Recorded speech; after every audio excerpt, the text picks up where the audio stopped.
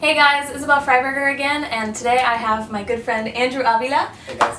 And he's here to help me talk about how we want to quit salsa. Yeah. Okay, so obviously not really, but we want to talk about how it can be really hard to pursue your dreams in dance and to really try and become a professional dancer, make a living from it, and how it's normal to feel that kind of, some days it's really hard and you really want to quit. Like, you honestly ask yourself, you're like, what am I doing? Mm-hmm. It's normal. There's no reason to feel bad about feeling bad about salsa, you know, just because it's your passion and you know you love it, doesn't mean you're going to love it 100% of the time. And it's just normal to feel that sometimes this is not what you want to do anymore.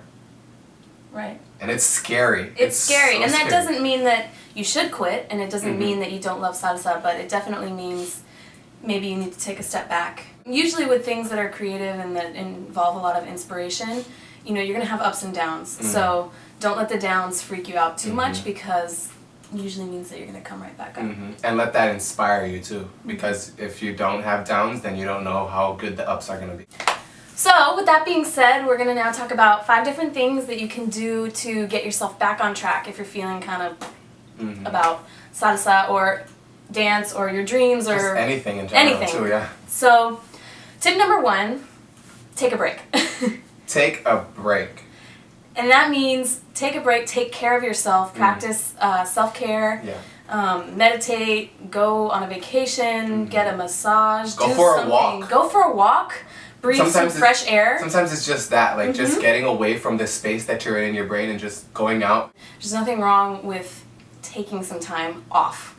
In fact, we need it. It's necessary. So number 2 is to find outlets. Really good people, good friends, family.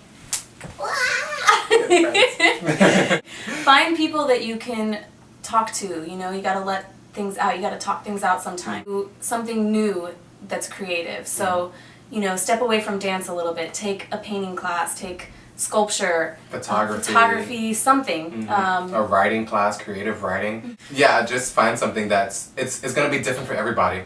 So just find that thing that feels right for you. Not to be a professional at it, but just something that you can escape to, kind of. Right.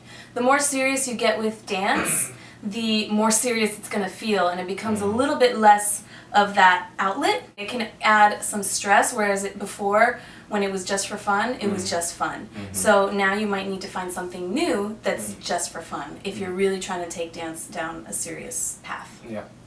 Number 3, take a dance class. Take a dance class in a different genre. Take a dance class, take a dance class, take a dance class. It's gonna help. Take many dance classes. It's gonna help kind of reignite that inspiration that you've had. For dance. But not necessarily salsa, and I promise you it's going to affect your salsa in a good way.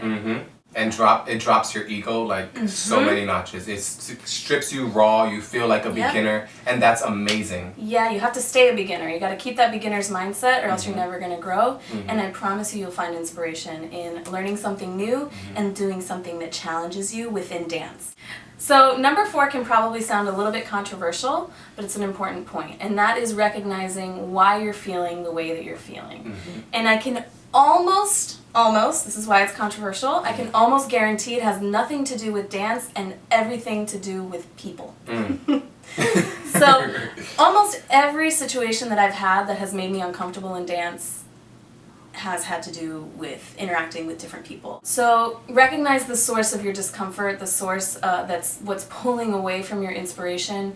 You know, maybe you're feeling frustrated, and that frustration will usually lead to you comparing yourself to other people or feeling... And that's the death of all inspiration. That is the death of inspiration. If you're comparing yourself to someone, you're going to feel like you aren't where you need to be as a dancer, and you're going to feel bad about yourself, then you're going to become uninspired, and you're going to start hating dance. Personal story. That happened to me with contemporary ballet. Yeah. I was in class and I was always looking in the mirror and I was like, wow, this person is doing this, developing so much better, this person's feet are so much better. When I started doing that with contemporary, I started falling out of love with it. Yeah. And that was so heartbreaking for me because I love it so much. And that's why I stopped. Right. That's really why I stopped training. Yeah.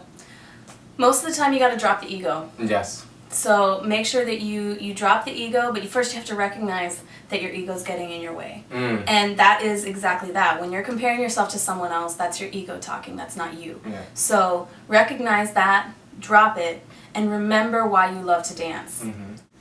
All right, so the last point is make sure to go back. Yes. Go back.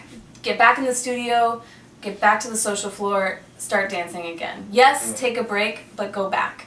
If you don't go back, then you really did quit. And that's okay if you want to, but most likely you're just in a rut, and so make sure you just go back. Yeah. So I really hope that you found these tips useful, and make sure that you follow us on social media.